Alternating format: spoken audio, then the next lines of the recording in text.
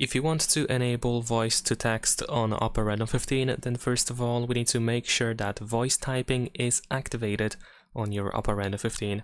So what you're gonna do is you need to go to Settings, scroll down in here and open System and Update. Then we're gonna go to Input Method.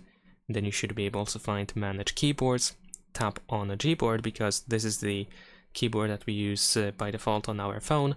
And then over here we have a voice typing, which should be enabled, and also you can activate voice typing because it is actually disabled by default. And of course, why not have voice typing if it's possible to get it? Now once you have it enabled, if you go, let's say, to Google Messages, and if you open a conversation with someone, I'm gonna actually start a new conversation.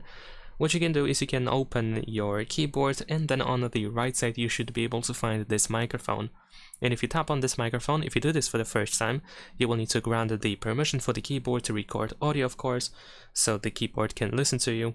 And then once you tap on it, you can say things out loud, and then your speech should be converted into a text.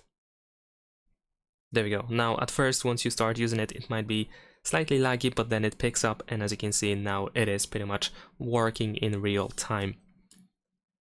You can tap on the microphone in order to deactivate it in case it doesn't automatically turn off. I know that there are some cases where it can automatically turn off when you stop your sentence, when you stop your speech, but sometimes, and most of the time actually, it doesn't. I'm not sure how it exactly works, but yeah, you can tap on the microphone in case it doesn't turn off. And that's pretty much it. Leave a like and subscribe.